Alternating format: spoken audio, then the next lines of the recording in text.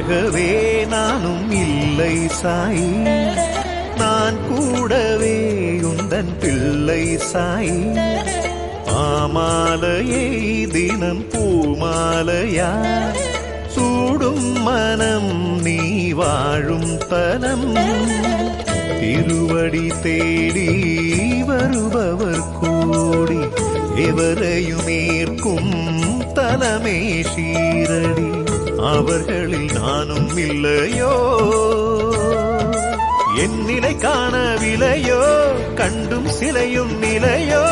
என் நிலை காணவில்லையோ, கண்டும் சிலையும் நிலையோ. நீரின்றி வேறில்லை, நீயின்றி நான் இல்லை, இதுதான் முறையோ.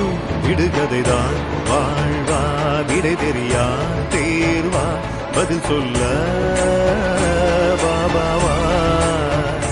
விடுகதைதான்